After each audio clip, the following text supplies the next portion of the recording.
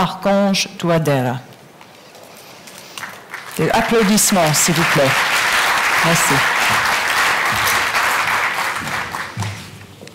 Madame la vice-présidente de la Commission européenne, messieurs les chefs d'État, messieurs les premiers ministres, mesdames et messieurs les représentants des organisations internationales, distingués invités, mesdames et messieurs, je suis heureux de prendre la parole en ce moment au nom de la République centrafricaine à l'occasion de cet important rendez-vous des Journées européennes du développement. C'est une occasion de partager avec vous notre vision du développement de la République centrafricaine à la sortie des élections démocratiques intervenues dans mon pays. En effet, des élections crédibles, transparentes, démocratiques, aux résultats incontestables, ont consacré le retour à la légalité constitutionnelle, marquant la ferme volonté de notre peuple à tourner les pages noires d'une histoire sombre pour s'inscrire dans la voie du changement et du progrès. C'est le lieu de rendre un vivant hommage à l'Union européenne pour son soutien très déterminant dans la réussite de ces élections.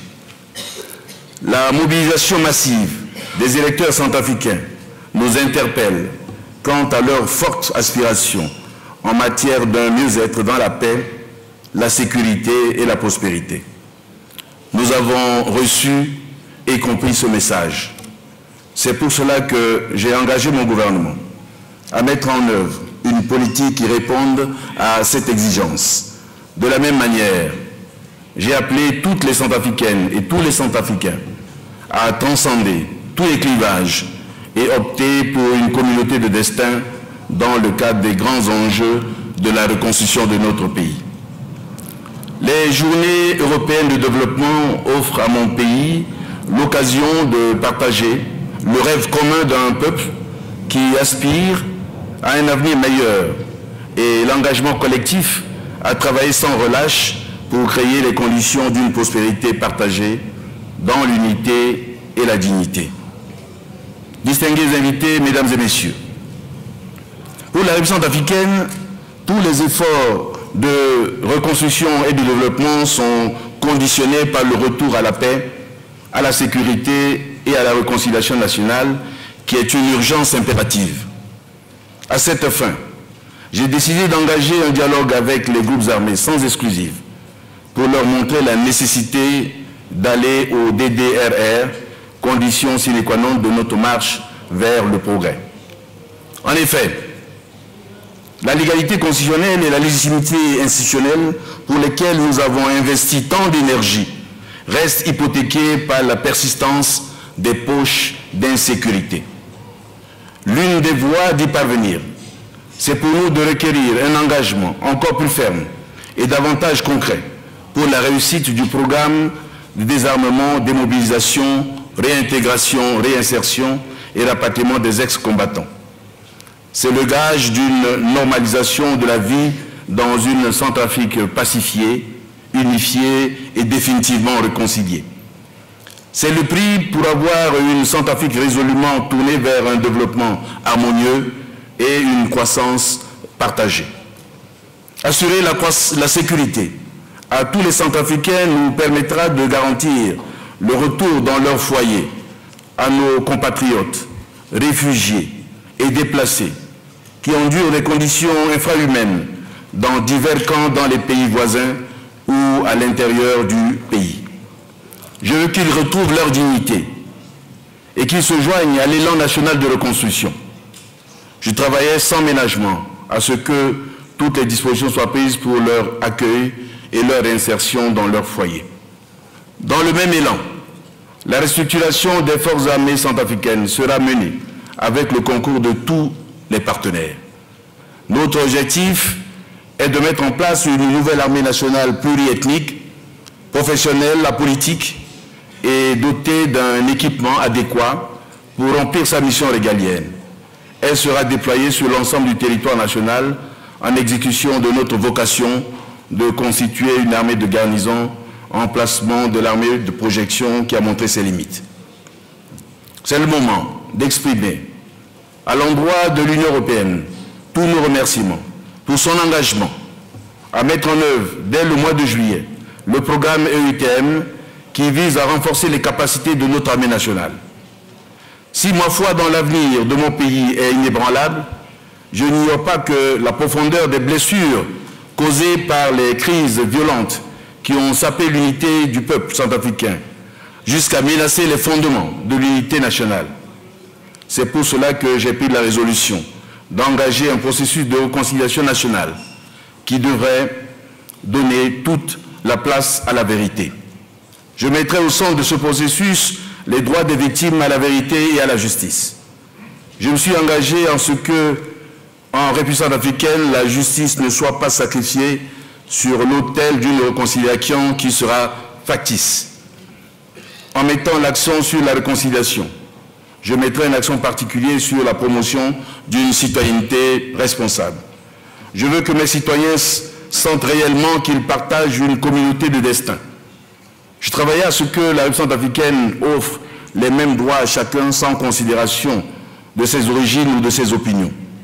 Et que tous, ensemble, ils s'investissent à la reconstruction, au développement et à la protection du bien commun qu'est la République centrafricaine.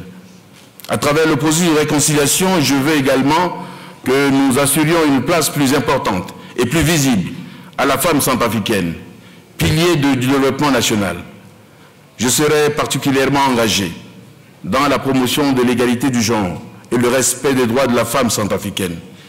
Elles méritent les hommages de toute la nation pour la résilience dont elles ont fait preuve dans les épreuves sanglantes qui ont endeuillé le pays et dont elle est la première victime souvent oubliée.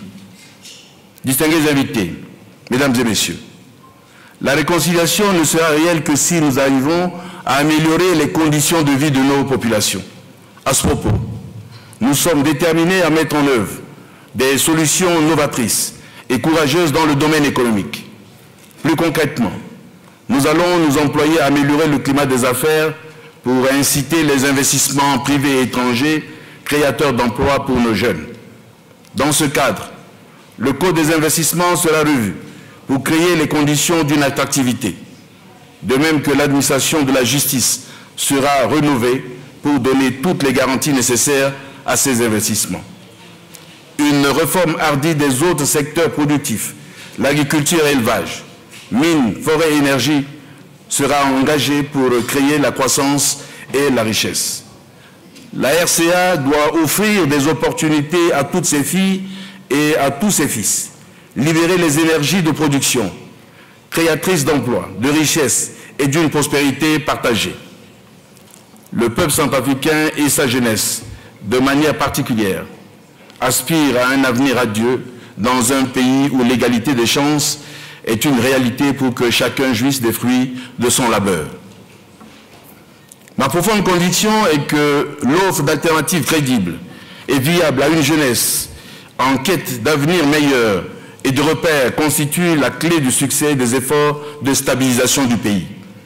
Je m'y emploierai et je sollicite l'appui de tous les partenaires de mon pays dans l'idée d'assurer que cette vision d'une Centrafrique nouvelle soit relayée à travers tout le pays. La présence de l'État sur l'ensemble du territoire national est un impératif. L'État doit être certes présent, mais il est également important qu'il dispose de ressources humaines de qualité afin de répondre aux exigences des nouveaux standards de gouvernance et de développement. C'est en cela que je mets un accent important sur le domaine de l'éducation de la jeunesse centrafricaine et sur la formation, ainsi que les mécanismes de recyclage des agents de l'État.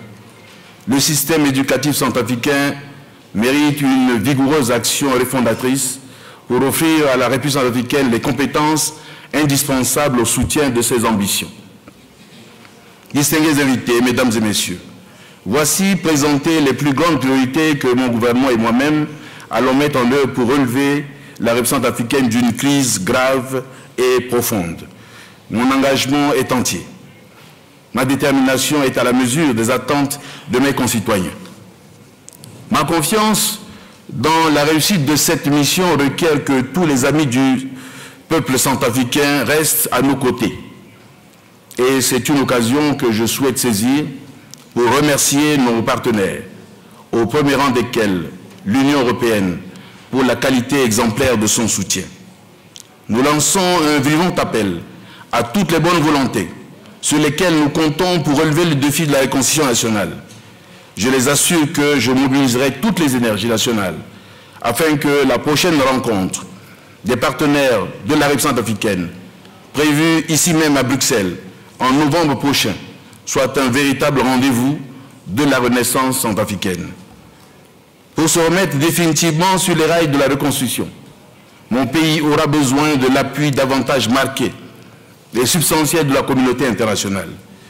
Je verrai pour ma part à ce que soient scrupuleusement respectées les exigences de responsabilité, de rigueur et de qualité dans le cadre d'une gouvernance que je veux concerter et orienter vers les résultats.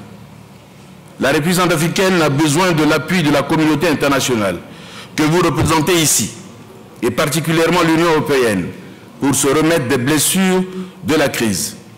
Ce défi majeur incombe à nous tous, si l'on veut véritablement tourner les pages sombres d'une histoire qui, grâce à nos efforts conjugués, ne doit plus jamais se répéter.